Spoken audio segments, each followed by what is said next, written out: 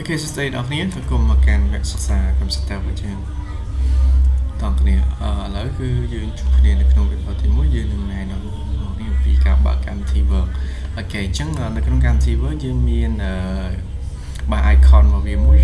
គឺ Word បាទ Word ហ្នឹងគឺតំណាងឲ្យកម្មវិធី Microsoft Word ហ្នឹងឯងអញ្ចឹង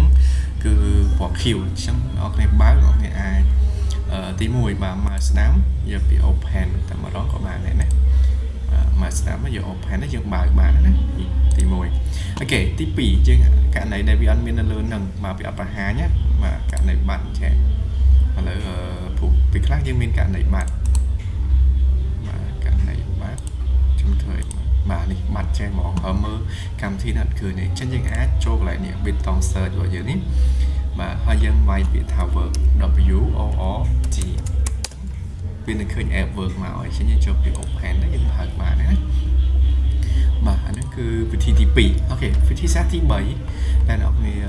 មិនដែលធ្លាប់ប្រើនោះគឺយើងប្រើតាមរយៈនៅ run អញ្ចឹង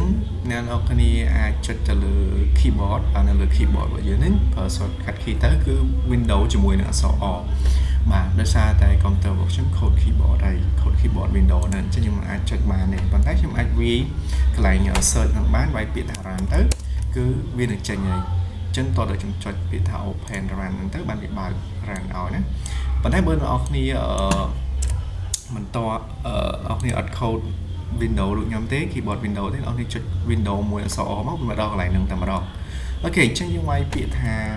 winwork បាទ comment មួយទៅគឺ winwork អញ្ចឹងពេលអ្នកគ្នា save winwork នឹងមកហើយចុចពី OK ទៅយើងបើកដូចគ្នាអញ្ចឹង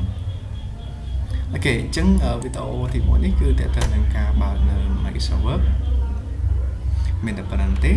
សូមជួបគ្នានៅក្នុងវីដេអូក្រោយបន្តទៀតសូមជំរាបអីអាចសួរនៅខាងក្រោមវីដេអូនេះបានសូមអរគុណសូមជម្រាបលា